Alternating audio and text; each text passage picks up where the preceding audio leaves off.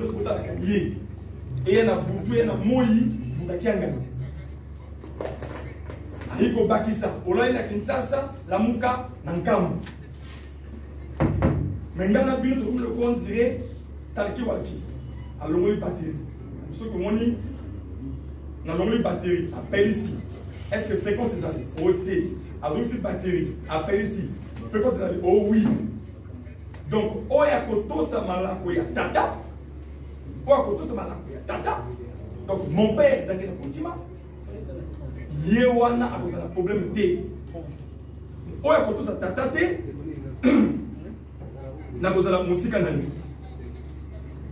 Il est parti le 8 juillet 1992. Papa Diangé na Kuntima a Tikibiso Nanzoto.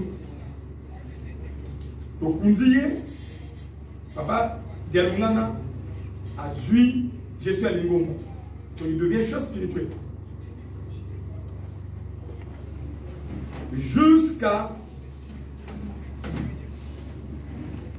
le 3 si la possibilité décembre 1993, l'événement libre de l'Aki, Tango Papa Jean Kisolokel a tiré sur Nzoto, Papa Simon Kibamou Kianga Nazaki na Kunzulu. Donc aujourd'hui, centre agro-industriel dans le temps, centre agro-pastoral. Papa Dialungana a tiré au Bengaïa le Binaye. Il y a un rakufi, il faut qu'il y ait un camp. Papa lui, papa akile, bazwa kiye akotiki kamba, ta akotiki kamba, yaki alibela, abimaki susu na kamba te.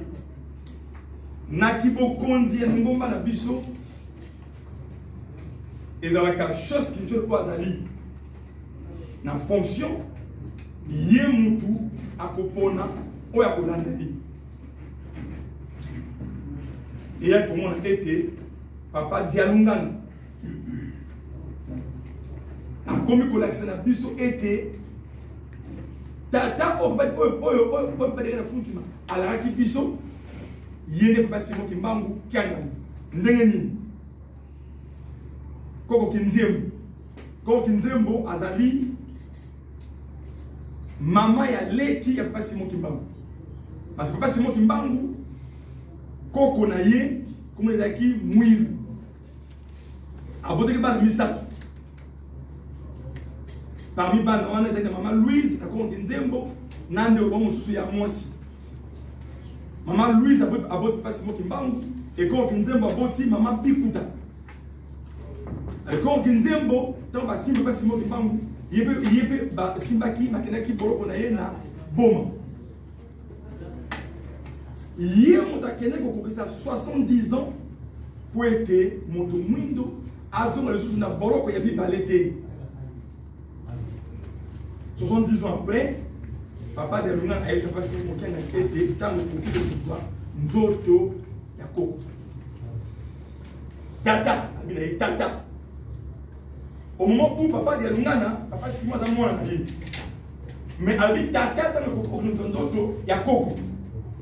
Na bom daki na bomba ko nzoto ya ko Nzembo avec na mo na kamba donc exhumation ya mama Nzembo to ele susu kota na mo liboso papa de na Kuntima na vivre dans misatu bato ba senga été mama Mwilu ozaki enterré Nangobe Kinchuka, village juste à côté de Nkamba. Pourquoi? Parce qu'au temps colonial, Balaki na Boloko. Papa qui était au Munaye Nkamba. Papa Diangé n'a pas qui boy. Mi kolokoya di boso tata yemoko.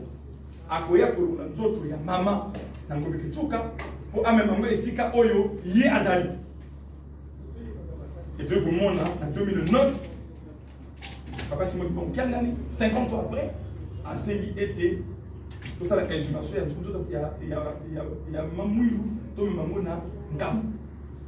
Et ça, manœuvre de Kimazi.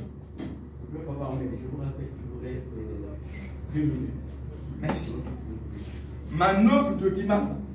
C'est quoi manœuvre de Kimazi?